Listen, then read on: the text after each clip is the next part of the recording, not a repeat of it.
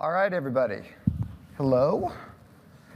Why don't we start off? We're going to start by asking you guys some questions. Really just one question. By show of hands, how many of you at your companies are either using AI, considering using AI, either in operations or in your products? So not everybody, but almost everybody. So that's fairly consistent with what we're seeing out in the market today, right? And some of people are at different ends of that journey in the maturity level of how they're using AI and how they're thinking about it. In a recent Financial Times article from September, the Financial Times did a survey of the S&P 500, and 374 of the S&P 500 on their earnings call mentioned AI. And of those that mentioned AI, 86% of those companies had nothing but positive things to say. So my next question to you is, when you think about how you're using AI, but just by a show of hands, how many of you think that there is zero risk, it's all positive? All right, so a little different from the S&P 500, huh? Well, today, as we explore AI in the realm of board competence, we're going to approach it from sort of two different directions. And we have a great panel here to talk to you about sort of their thoughts around that. So one of those things is going to be how boards are navigating AI from helping companies adopt and use it from a profitability perspective, from an efficiency perspective. And then the other is going to be how the boards need to think of their competence in terms of helping companies think about how they manage the risks of AI. And so with that, we'll do quick introductions of our panel, and then we'll dive into some questions. We will save about 10 minutes at the end, so if you guys have questions, hopefully we can get to some of those. And so with that, Ladi? Thank you. Ladi Adefala, I'm a founder of Omega 316, and we're a consulting firm, and we focus primarily on technology strategy and cyber services, and I also serve on a couple of different boards. Thank you. Thank you, Berkeley and Cooley. My name is Marie O'Huber. Happy to be here. I also serve on corporate and nonprofit boards. I'm the former chief legal officer at eBay and Agilent Technologies, and also do some advising and coaching. Thank you. My name is David Shin. I'm with HCA Healthcare. I'm the vice president of legal for the Tech and Innovation Law Group, and I also co-chair the Responsible AI Governance Committee over there. And I'm Kaley Karaffa. I'm the head of Nasdaq's board advisory practice for the Americas. Lawyer by background, and also serve on both governing and advisory boards for private companies and non-for-profit corporations as well. Okay, great. Well, we're going to dive in, and why don't we start with our first theme, which is from a board perspective, how do we evaluate AI's role in growth and profitability? Right, and so maybe, Marie, I'll kick it to you first. From a board perspective, how are boards thinking about AI's role in advancing companies' profitability and growth strategies? So boards are asking two very basic questions. One is, how can AI make us money? And how can it save us money?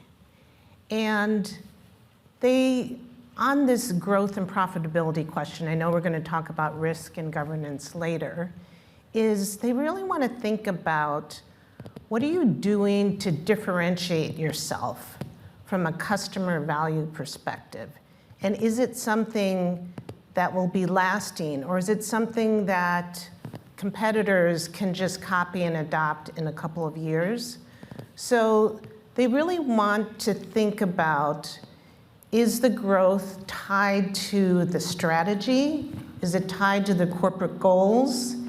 And how is there a direct linkage to the actual financial and other metrics, like your customer metrics? And so it's more than just hype, but they want to see some actual direct linkage.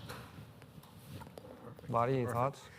Yeah, let me just add to that. So agree with everything Marie said. The two ways that we've had clients on boards think about this is, one, what can AI do in the current strategy to either grow, either increase operational efficiencies, whatever the context may be. So that's the first dimension, I think. The second is, what can AI help us become in the longer term? Because the capabilities that AI brings from a strategy perspective may actually help either refine our current strategy or actually change the current strategy altogether.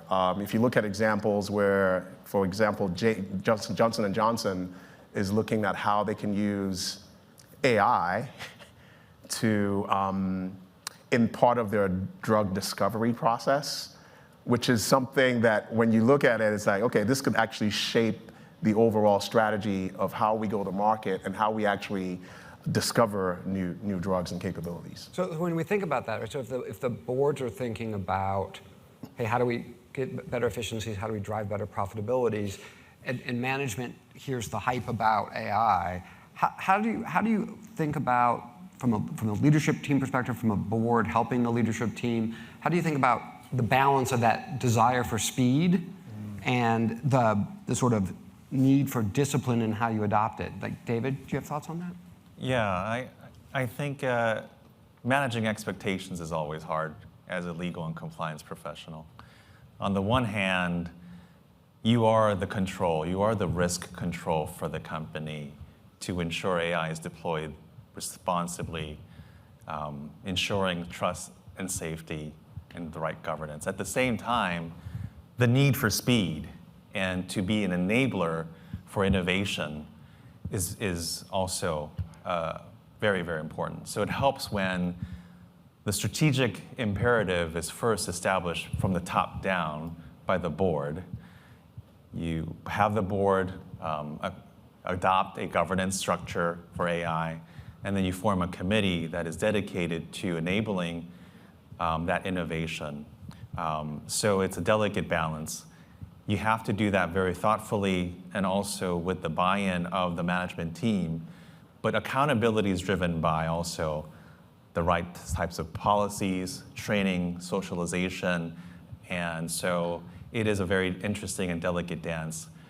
From a risk perspective, I think you find ways to enable by way of testing out, creating pathways for the team to test out AI applications. Instead of deploying enterprise-wide up front, use the product lifecycle management system to do POCs, sandbox it, time-based sandboxing, put some guardrails and controls, and allow that team to evaluate and test out the AI application and come back with plenty of feedback and know-how, what worked, what didn't, so you can pivot.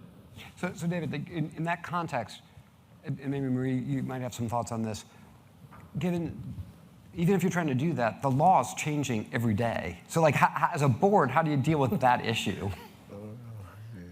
Yeah, so from a board perspective, I think of three words: frequency, flexibility, and learning. So AI is like what cyber and ESG used to be years ago. Like, it's not the sort of thing you just get an annual update on. At least quarterly, probably more frequently, but you've got to be dynamic. You've got to think about what's really happening in your industry, with your company, where you are, as David said, with your product life cycles, and what's going on with your competitors. How are your competitors using AI? And then on the whole sort of looking at how quickly the board is learning itself, right? Do you have an AI flexible, AI semi-literate? I mean, hard to say that most board members are experts in AI. I mean, who really is with things moving so quickly?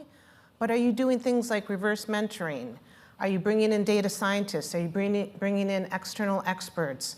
Are you having the board continually be learning from the right people, both from a business perspective as well as a technology and a risk and an oversight, but also the opportunities, the business opportunities for your company from both the top and the bottom line?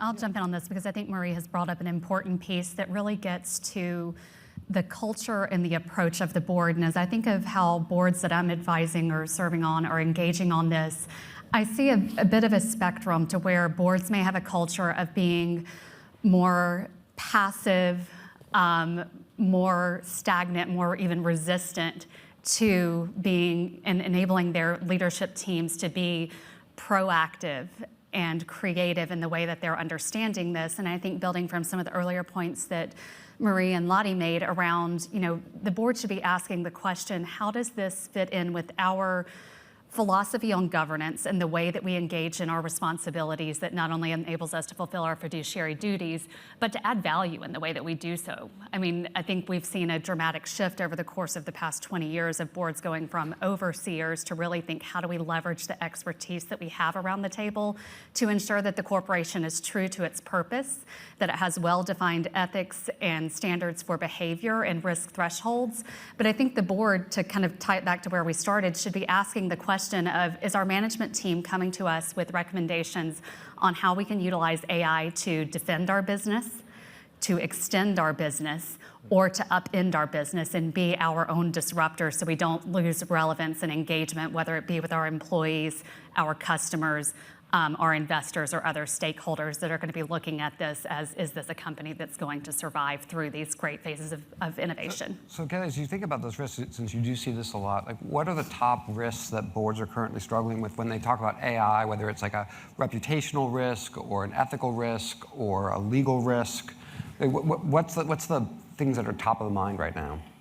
I mean, I think the risk is where I think many board members' brains naturally go, and I can't disagree with that. But I think that board members that are thinking about this in a thoughtful perspective are understanding the legal and regulatory schemes, particularly if they are in cross-jurisdictional businesses where they're having to reconcile how data privacy, AI, and cybersecurity come together in US-based companies, European companies, Chinese-based companies, and those are all very different philosophies and cultural approaches to how AI is used, how data is maintained, protected, and utilized to potentially generate revenue. I also think that there is an important societal context where boards are thinking from the lens of reputation and trust. And I think that, we've seen some major announcements this week from large corporations saying we are laying off tens of thousands of people. Because we are utilizing AI. Does that create distrust in your employee base, your current or optimal employee base? Does it create distrust in your customers? And so I think that reputation and trust have to come into this. And then there's just, of course, the financial and operational risks that I think are very well built into board muscle and understanding how novel technologies come in, AI being one of the newer ones. Yeah, but when we talk about obviously it's, as you said earlier, it's novel, but it's not brand new. No, it's been around for decades. Right. Well, at least some forms of AI. Right. And at the same time, as we saw from this group, almost everybody's using it in some form or another. So like, David, from your perspective, like how does a board, what competencies does a board really need to know? Like Marie, you were talking about reverse mentoring or bringing in data science. Like what does the board really need to know about AI to be able to perform its duties? I'd start off with the core competency that got them there in the very first place, which is curiosity and critical thinking. And so ask the same types of questions that when cybersecurity and privacy was the issue at hand, they're asking the right questions. But at the same time, in the world of AI, I would say a little bit of data fluency, knowing a little something about data governance, how to be a good data steward of third-party data, like your consumer data, patient data. And so asking the right questions around data provenance. What was the source of this data? How do we procure this data? When we ingest it, what are the underlying rights for us to use this data to train algorithms? Do we need to de-identify it? How do we secure it? Who has access to this? I think those are key elements. And I can see the board expecting the management team to stand up a data warehouse these days, and these days more likely like a data lake house, if you will, and make that a key component of AI readiness. Because as you all know, you've heard the term junk in, junk out, or garbage in, garbage out. So do we have the right place in the systems to secure structured, clean data for which the data scientists are going to run analytics and benchmark for purposes of running an AI program? Yeah, and David, I think you bring up a really good point. There's such a rush and there's so much hype and pressure right? Let's be real, on companies to be able to answer to all their stakeholders, their customers, their investors, their employees. How are you using AI? What are you doing with it? How much are you saving? How are you growing your top line? But before you can do that, and companies are at very different stages of, like, how clean is your data? Do you even know what data you have? Are you able to map your data? Is it structured? Is it unstructured? Like, who owns that? And so to your point, Adam, from a board perspective, I think you really want to know who's accountable to. Do you have somebody on the board, and do you have somebody on the management team who's accountable for AI oversight? Because it can be very diffuse and fragmented throughout the organization. And so really understanding, is there one person, so to speak, who's coordinating that, both from an opportunity and a risk and a governance perspective? So Ladi, Kaley mentioned something that's probably on top of a lot of people's minds about some of the recent press that big companies have been laying off tens of thousands of lawyers because of AI, or of people because of AI, right? I mean, from your perspective, how are boards working with companies on that issue, or should be working with companies on that issue because of not just the reputational risk, but the trust and some of the issues of gee, if we adopt AI, am I going to be out of a job? Those sorts of things. Yeah, that's a really challenging perspective because, frankly, I'm not sure that, well, there's probably a spectrum of board directors that are thinking about that, but I'm not sure that the majority of them are actually thinking about that. So that's the first takeaway is whatever you in the audience or if you're adjacent to boards or serving in that capacity can bring some awareness around that is, okay, here are some second, third order consequences of some of the things that we're thinking about, right? So that's the first thing.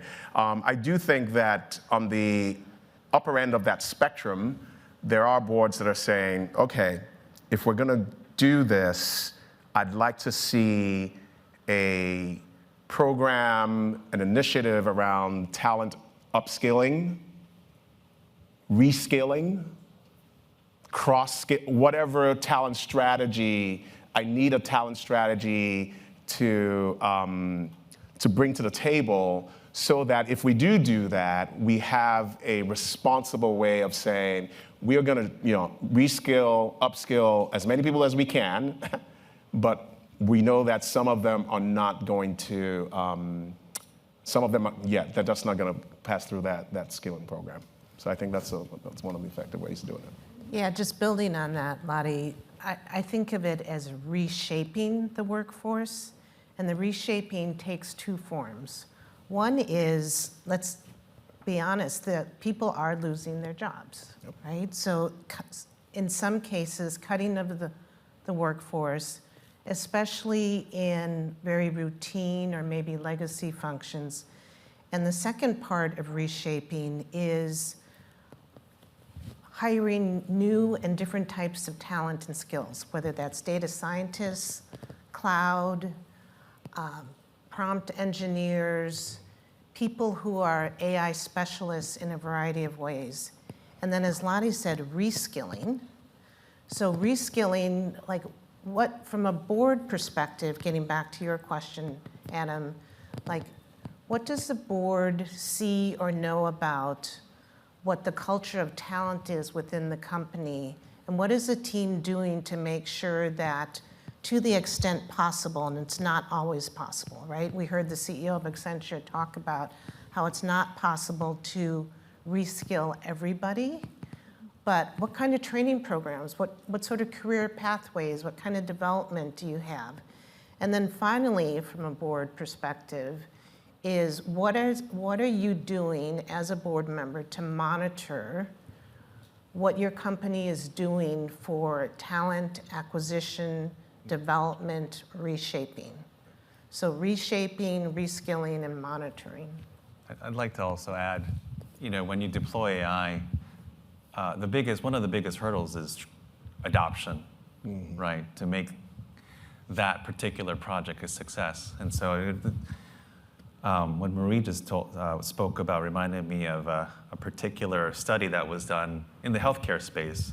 Last year, the American Nurses Foundation, along with either Deloitte or McKinsey, did a survey of 7,500 nurses across the nation with respect to their views on AI. And 3 top risks or concerns surfaced. One is lack of accuracy, so inaccuracy. 2, lack of understanding of how the AI tool works. And number 3, lack of human in the loop.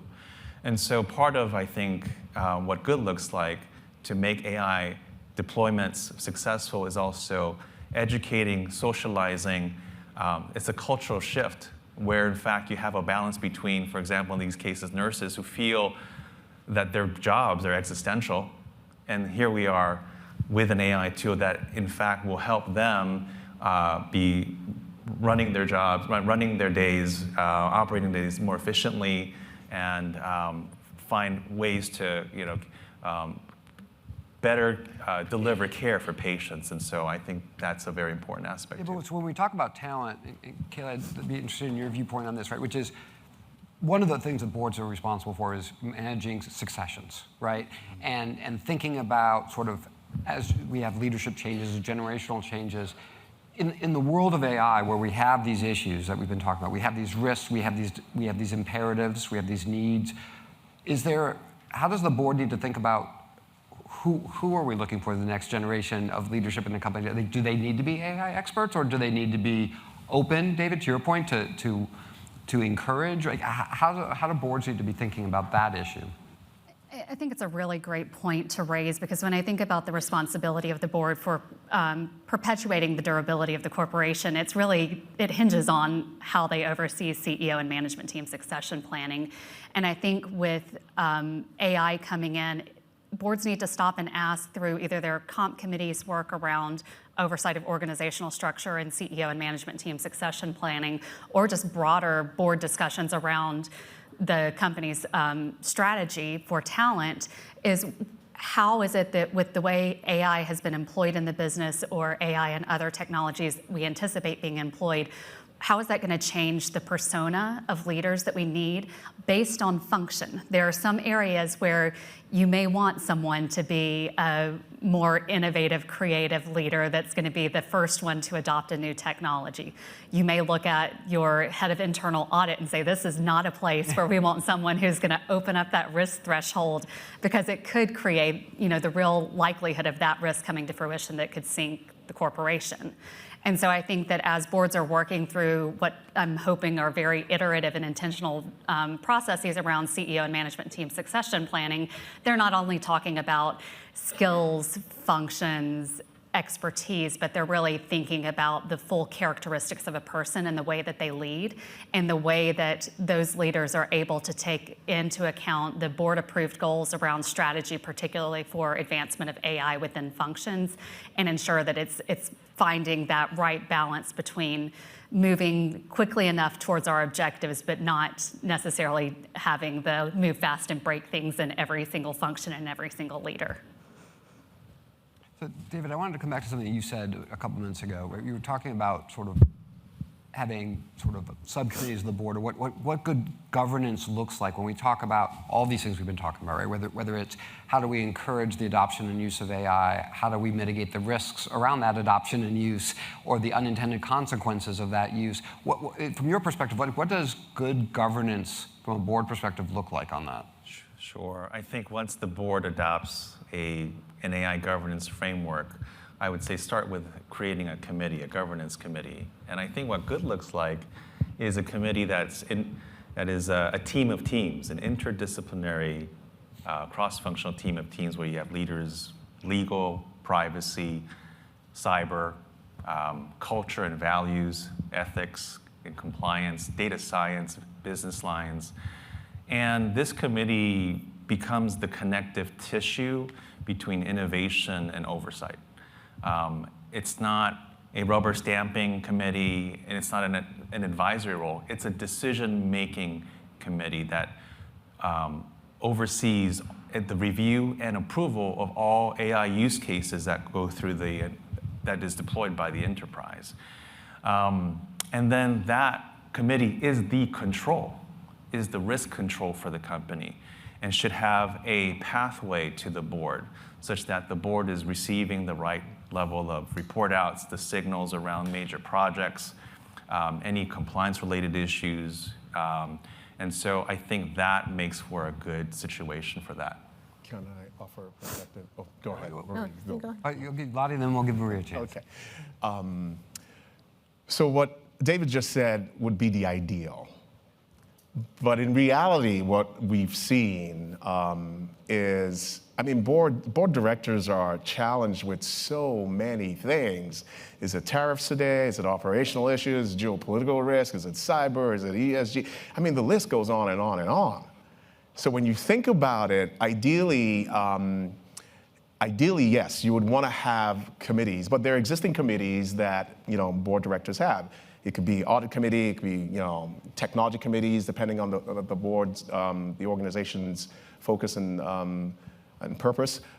But my point is, one of the ways, right, to kind of merge into that traffic, meaning transition into a full-fledged committee, is trying to assign that charter to an existing committee, and then ensuring, this is a critical point, ensuring that you have at least one person that really is committed to, and I use the word committed intentionally, committed to learning about it, because the AI journey is like unraveling there's like new things coming, committed to learning about that on an ongoing basis, because that allows you to be able to get to a point as needed where you can have a dedicated committee focused on that.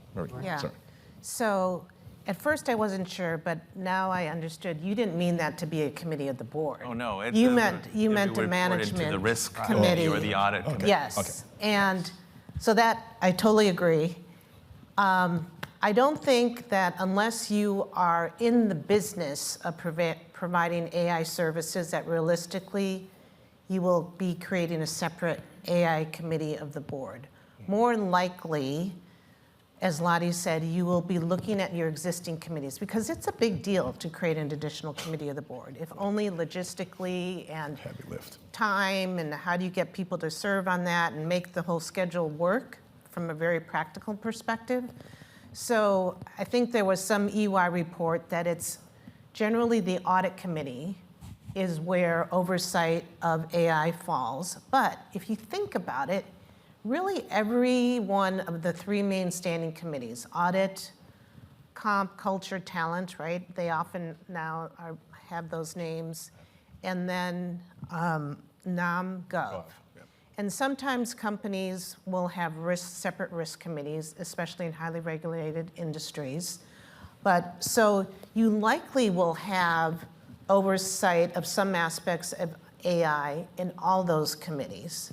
But you probably do want one director and then one person on the management team who's really more tagged with the broader oversight and the connection. And realistically, too, your full board should want to get pretty regular updates on what the company is doing with its AI initiatives, both from an external customer-facing revenue growth and uplift perspective, as well as from an efficiency, maybe cost, and then how is it affecting your people and talent?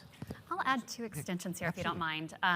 On the point that Maria and all three of my colleagues here have made around, where does it fit into the formalized standing committee structure? I think that it's right, and you have to think about the problem of staffing committees, which obviously always comes into play. I do think that I'm seeing some creativity in some of the clients that I'm working with when they're thinking about how do we leverage our directors, particularly if you have people who come in with a strong foundation in technology, have that type of acumen and the mindset to help advance it, to where you can think about either having directors individually, which Marie alluded to, in mentoring various executives, or even standing up a task force. If the company's trying to move very quickly on something and you want board members that'll be working in lockstep with your CEO and leadership team, standing up a very defined purpose task force that will then board members to utilize their insights, and then having that build into the board's annual work plan. So the second extension here, I would say, in terms of board oversight, very holistically, the concept of AI from a growth and a risk perspective needs to be built into the annual strategy session. If the board as a whole is not sitting down with their leadership team and thinking about how does this impact our strategy, how does it impact our ERM program, and then how do you then build in areas that are moving more quickly or that are in an evolving landscape into the board's regular board meetings, it provides a very nice continuum of dialogue around this, so oversight and governance is not getting lost in misalignment with where the business is and where the CEO is looking to take it. Yeah, so with all that, right, we have this hype of AI, right? So there's a fear of missing out for many of these companies. If I don't do something in AI, I'm going to be left behind, right? There's the risks that we've kind of talked about a little bit. Potential reputational risk, loss of trust with employees, internal risks, external risks. From a board perspective, how does the board create a culture that encourages that sort of innovation with eyes wide open, that you know, the hype cycle might be a little bit above the capabilities, but still make sure that they're doing it at a reasonable pace, Ladi, right? So that they're not rushing to do it just to do it and hoping for the best. But to your point, they're creating annual strategies around it. Kaley, do you have any thoughts on that? I think there are a few places where you want to build on good disciplines that many boards already have in their practices. So where is it with new strategic initiatives and investments that we're doing? Do we have clearly defined ROI that the board can measure? I think that gives discipline in as much as it's possible, but I also think that there's a mindset that the board kind of has to get comfortable with if they're going to open the throttle on this a little bit, to where you can still have the rigor even if, for example, one of the clients I work with, if you don't have metrics and you don't know what those metrics are going to be because you're employing a new technology, that we think the impact will be this, but it could be this, or this. And so having the board be comfortable with that uncertainty, but building that dynamic and circumstance that it has to be founded in trust and transparency that is inherent in the relationship between the board, the CEO, and the broader management team, and having the board really ask the question, how much is our CEO throttling information that the direct reports and others are bringing in? So we can say, even if we're working in an undefined and a new space, we understand they will bring forward not only we got 13% productivity in our workforce by, letting Copilot be used by employees. But there was this other new area where we knew there were some risks that we just weren't sure if the likelihood and impact and how it would change. So ensuring that you have that trust and that relationship and the expectation of management teams not just coming in with all of the rosy deliveries of things they've done well, but having your CEO really imitate the behavior of saying in front of his or her colleagues, these are the three things that are keeping me up at night. I think also value tracking is not just about ROI from a dollars and cents perspective. It's about how much the AI helps advance the company's cultural values and also the adoption to ultimately help, for example, in our case, patients. The patients stand in the center of it all. And so with respect to the governance committee, which is at the management level, full circle and the feedback loop is around, look, we as a committee made a decision to approve this AI use case with certain types of underlying assumptions and also controls, and also the expectation that you would come back to us with metrics around what value you brought back to the table, to the patients in the case of a healthcare system or the consumer.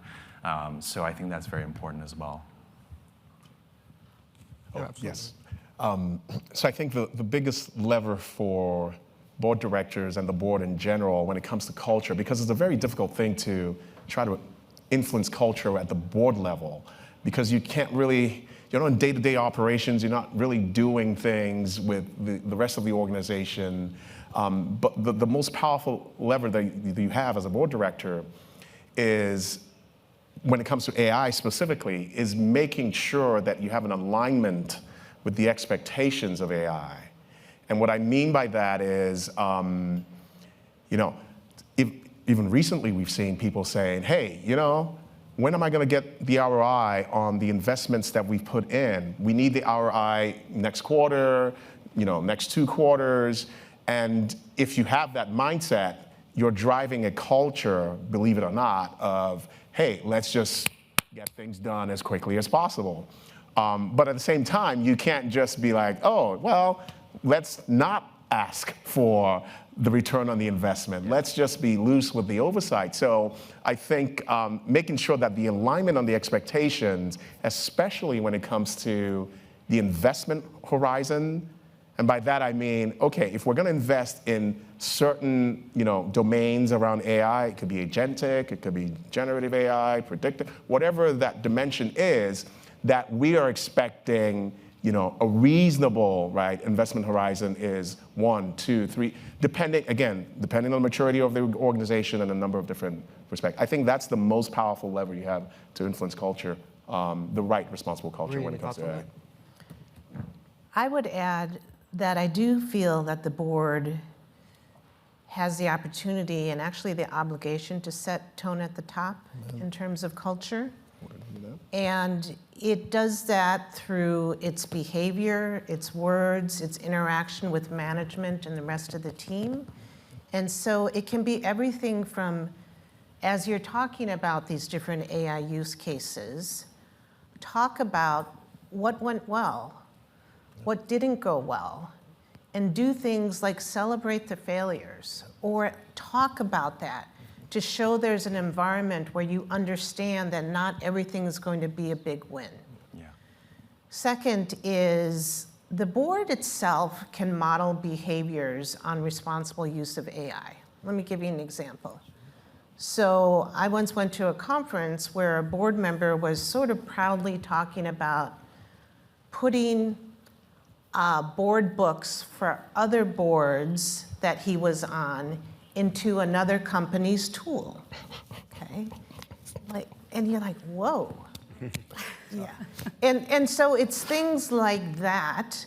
So if you want your employees to be using your AI tools in a responsible way, and there was some survey that said one of the biggest risk cases of AI is not just the threat of bad actors and deep fakes and all that, but it's your employees using or putting company confidential information into public or non-enterprise sanctioned AI tools. And so as a board member, you can be modeling that.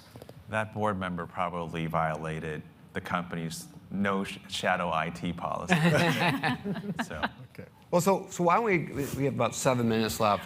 Why don't we turn it over to you guys? Does anyone have any questions for the panel? If not, I'll keep asking questions, but. Oh, come on. Nobody? We're back here. Oh, thank you. Hi, yeah. Thank you so much. Super interesting insights. I'm curious as to what tools your organizations are using to track new and proposed developments, both in terms of guidance and legislation around AI. Well, so why don't we, since Ladi's laughing, I'll start with him, and we can go quickly through the group. I'm sorry.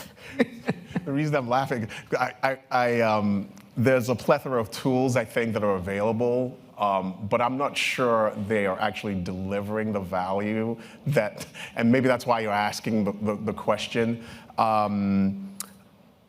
I'll answer that question this way. I think from a GC perspective and also from a CIO at the management level, what I've seen that's worked is they have a regularly scheduled focus time to evaluate the tool options out there. Because, I mean, I'm sure tomorrow there's going to be another one that says we can, hey, do all these things from a regulation perspective and we can keep up to date with them. Yeah, That's why I was laughing. Yeah, that's right. Real quick, what we find for a lot of our clients is we have regular calls, half-hour monthly calls, just to go over changes in the AI regulations, because it's changing daily, weekly, right? And so even just doing 30 minutes with your outside counsel, whatever AI expert you have, that will help you at least understand where things are going. But Marie, do you have thoughts? So rather than focusing on specific tools, even though I know it's tempting to do that, and you're probably all getting bombarded by different offers, is I would focus on outcomes. Like, what outcomes are you trying to drive, and which tool will help you best with that? And then secondly is, you probably have your chief technology officer or your IT team requiring you as a user, a customer of internal IT services, to use a specific tool, right? Your enterprise has a big contract, most likely, and they all have AI embedded into the different tools. So I think one of the difficult questions is figuring out, when do I fight for that specific bespoke tool that I need for my function or my business or whatever, that the broader enterprise tool won't give me, right? And so you always have that push and pull there.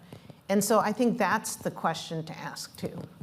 David, quickly. I think those are great answers. We could take another question. The last thing I'll say is, just from the board perspective, I think it's good for the board to ask the question, how integrated is your ecosystem of solutions and expertise, internal and external? So be sure you've got the right tool book. All right, another question? She's got one. Right here.